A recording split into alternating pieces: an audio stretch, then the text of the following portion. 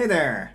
I'm here to do another review of one of my guitars. Today I want to talk about my Ibanez Iron Label RGIF7. This is a 7-string multi-scale guitar I picked up used a couple of years ago. There were a few things that drew me to it. Specifically, I was very interested in the multi-scale aspect of the guitar. I had never owned a fan fret or multi-scale guitar before, wanted to see what that was all about, and I just thought it looked cool.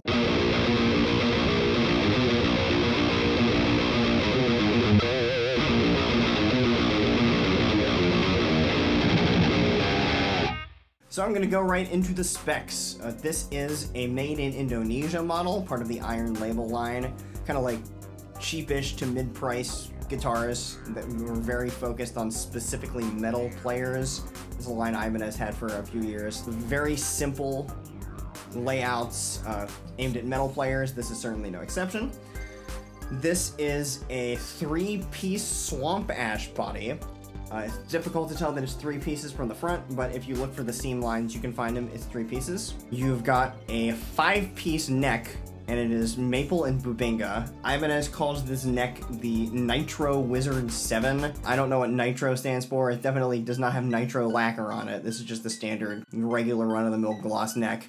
Body is also semi-gloss, too, so not a satin body. You can probably tell it. I'm moving it in the light. It's a little glossy. It has 2 EMG 808X humbuckers. So these are technically 8-string pickups, but because of the fan fret design, you have to put a bigger than normal pickup in to accommodate the string spacing. The bridge is actually 7 bridges. You can see that Ibanez has installed what they call their monorail bridge design, and you can see there's 1, 2, 3, 4, 5, 6, 7 individual mounted saddles on this guitar, which is kind of a neat, interesting design. You don't see this too much. I'm not the most familiar with fan fret models, and I know more people than Ibanez use this. Just a cool, nifty design that also drew me to the guitar. The fretboard is rosewood. This is from 2016, so I think this is probably one of the last of the runs of guitars that got in before everybody started panic switching to Jatoba or Palfaro because of the CITES regulation thing, but this is legitimately a rosewood fretboard. It's a nice streaky rosewood. You can see very dark streaks that are nearly black and kind of lighter streaks in the middle. I kind of like the streaky board. No inlays. So it is completely just bare wood look on the front of the fretboard. You do get side dots. They don't glow or anything, but you do get side dots, but nothing at all to look at on the fretboard. This is a very Spartan-looking guitar, just the bare essentials of what you would need. To that point, you have a 3-way selector switch with a volume and a tone, and that's it. No coil splits, no push-pull, nothing. Everything you need, nothing you don't.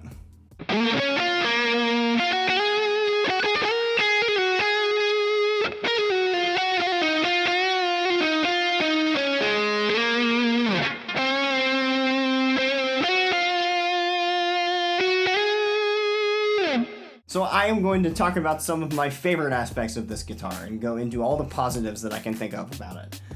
First of all, I love the RG shape. This is a classic shape for a reason.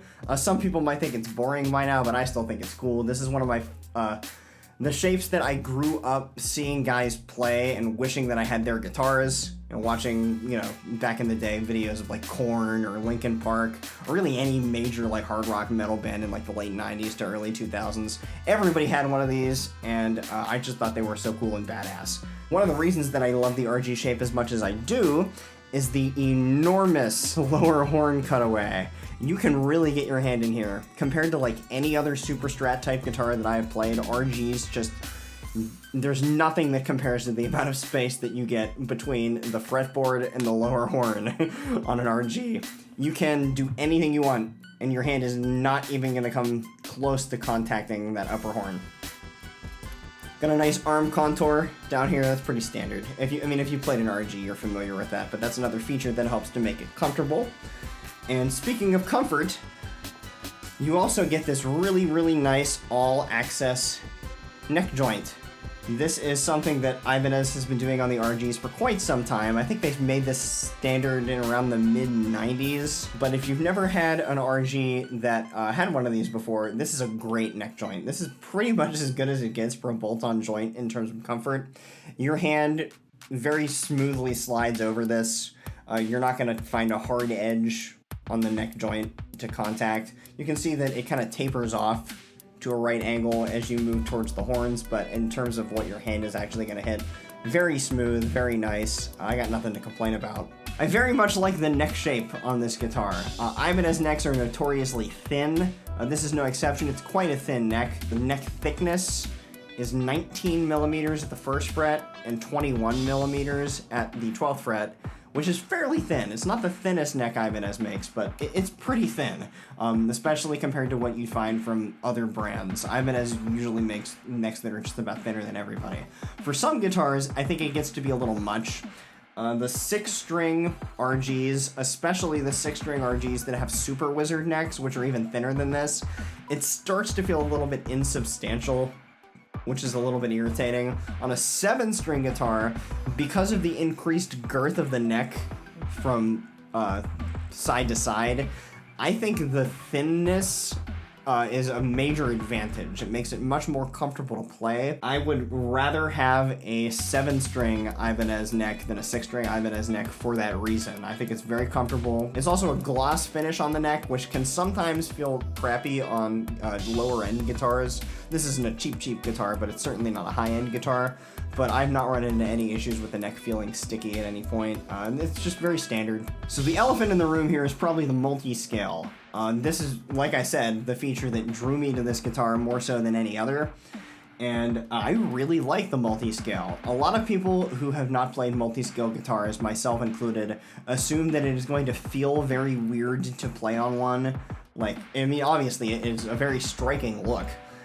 You'd think that playing one of these would feel substantially different than playing a straight scale guitar, but really it doesn't. It's not that bad. It's a little awkward at first, especially if you're looking at your hand while you play, because the angled frets kind of are just something you're not used to seeing, but you very quickly adjust. At least I found that, and I've read other people have had similar experiences with these. When I'm playing this, I kind of don't even think about the fact that it's multi-scale. It's just kind of internalized that fast. If you were worried about getting a multi-scale because you think it's going to be too hard to play, I would put that worry out of your mind. This is something that you're going to adjust to rather quickly. The utility of the multi-scale, which again is part of why I wanted it so much, is because you kind of get the best of both worlds. I love to play leads. I'm not the world's greatest lead player, but I have a lot of fun playing leads. And I have found that on guitars with a longer than normal scale length, like say a 26.5-inch scale guitar, the space between the frets as you get up into that lead range it's just a little too much for me. It makes things feel awkward, a little bit too much string tension with the gauges that I like to play. I typically play 9s, 10s at the absolute maximum, and it's just a little too much on a longer scale length guitar. However, if you're playing a 7-string, you need like a beefy string on for your 7th string if you want to play on a 25.5-inch scale guitar and have it not be super duper flubby. So, if you're playing with 9s on a 25.5-inch scale 7-string, as I often did with my previous guitar, you're going to run into intonation issues, just general flappiness on that 7th string. It's not a good time. The multi-scale solves that problem because you get a shorter scale length on the upper strings to solo with, while you're getting a longer scale length on the bottom, which allows you to use lighter string gauges without it becoming flubby. It feels a lot better.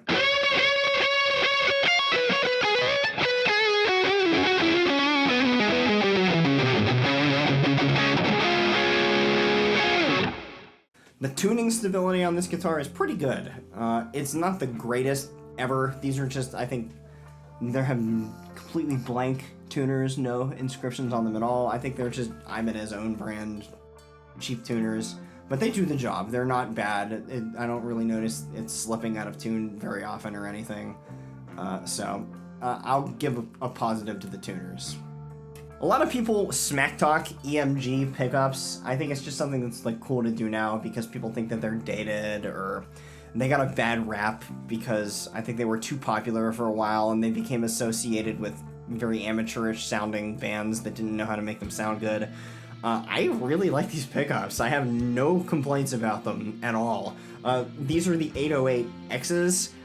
These are different from the regular EMG 808s. EMG's website says that they have increased headroom, which I guess is something that I would need to have a pair of 808s to compare them to. I have not run into any issues whatsoever with how much headroom these have before they start sounding nasty. The cleans are super clean, don't sound bad at all.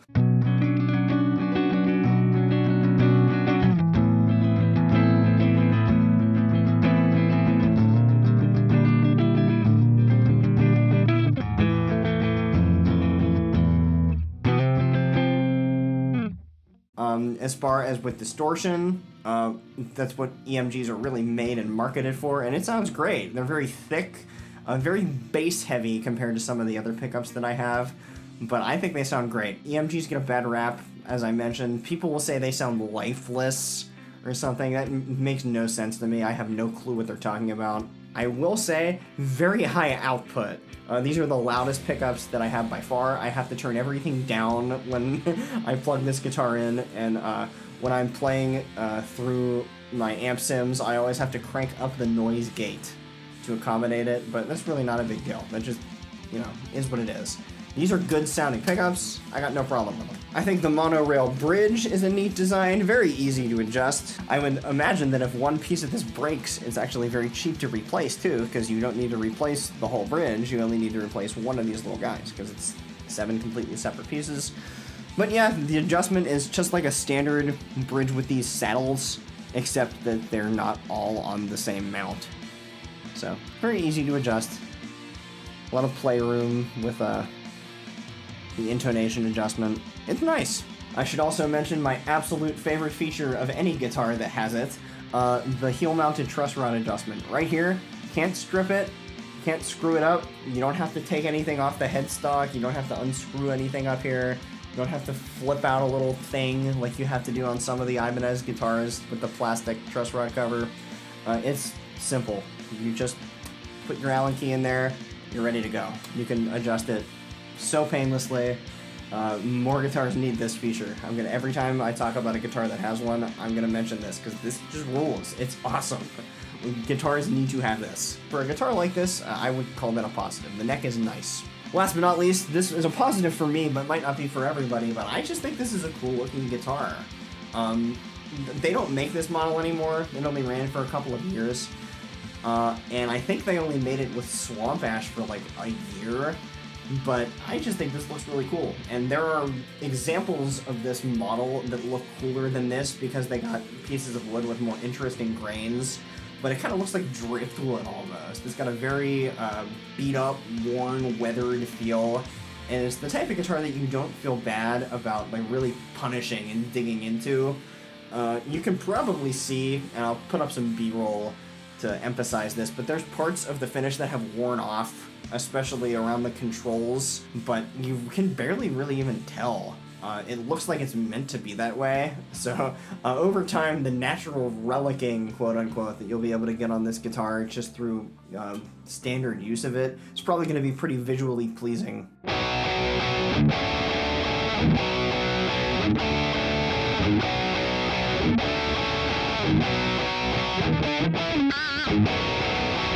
Now I'm going to go into negatives. So there are some aspects of this guitar that I wish were different or I wish were better. First and foremost, the fretwork is mostly good, and the Iron Label guitars often get ragged on for having shoddy like fret ends. The fret ends are quite smooth. However, the first fret of this guitar is low, and I believe the reason that the first fret of this guitar is low is because it was installed crooked. I will put up the B-roll now, and you can see that the first fret is like hammered into the neck at an angle. I'm not really sure how that happened. I've never seen that on any other guitar, but it's low, and you can tell that it's low because if you play a note, especially on the 4th string and the 3rd string up here, you can't really tell too much right now because I have it adjusted pretty well, but it kind of has that little sitar thing going on. It was way worse when I bought it. I adjusted most of that out, but yeah, it's a little irritating. Thankfully, it does not come through the amp too much, but it should not be like that on a guitar that was retail. Somebody paid $1,000 for this. So, yeah, that's not something you should be having to worry about when you buy a new guitar. Another QC hiccup that I want to discuss is the switch, the three-way selector. It's quite loose. You can hear me rattling that around. I wish that were a little bit tighter. I could probably fix that with a screwdriver or something like that, but I've not had an issue with loose three-way selector switches on other guitars. I'm going to chalk it up to QC. So the lack of inlays on the fretboard is also not my favorite thing. I get that it serves the look of the guitar, but from a practical standpoint, I do sometimes wish it had like little offset dots or something. I think the combination between the multiscale and the fact that there's no inlays makes it a little bit cumbersome sometimes when you're trying to figure out exactly where you are on a particularly complicated lead up here. It's very easy to get mixed up between fret 16, 17, 15 area. Yeah, that might just be myself and my own lack of competence, but I just wish that was a little bit different. So I mentioned that I mostly liked the look of this guitar, and I say mostly because there's one particular aspect of the way this guitar looks that I kind of don't get. I don't understand why it is the way that it is, as it were, and that is where the fretboard meets the headstock. The way the fretboard meets the headstock on this guitar looks so weird to me. You can see the nut is here, the headstock is up here, and you have the veneer of the headstock just stop.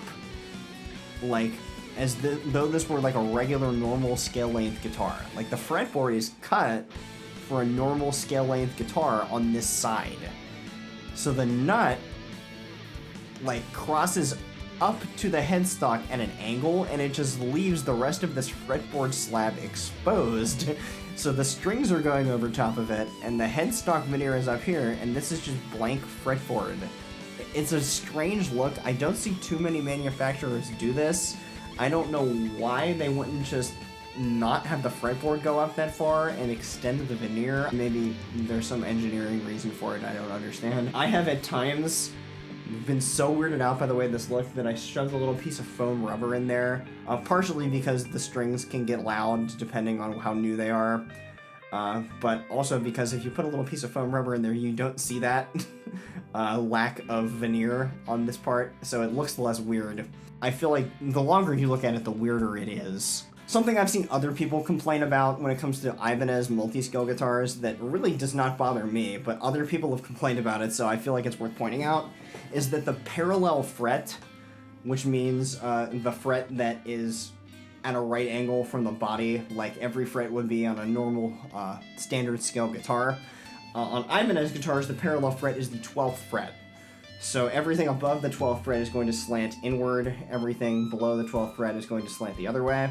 That means the lower frets are going to have quite an extreme angle compared to what you might see on other brands that make the parallel fret the 9th fret. So down at the bottom here on these lower frets, chords are a little awkward. It's really not that bad. It's not something that I really would have picked up on unless I knew that other manufacturers did this differently.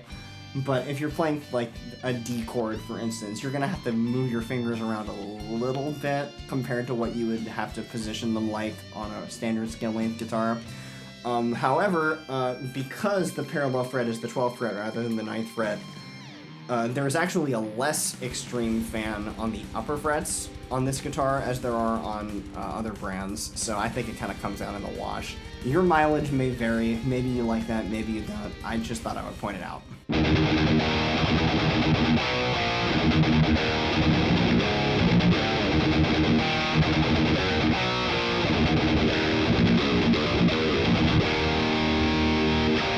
So I'm going to quickly demonstrate all the sounds that you can get out of the pickups of this guitar. I am just running through a Boss Katana with a couple of different settings on it. It's nothing fancy. I'm sure it will probably sound different with whatever you run it through, but this is just the sounds that I usually get out of it. Here you go.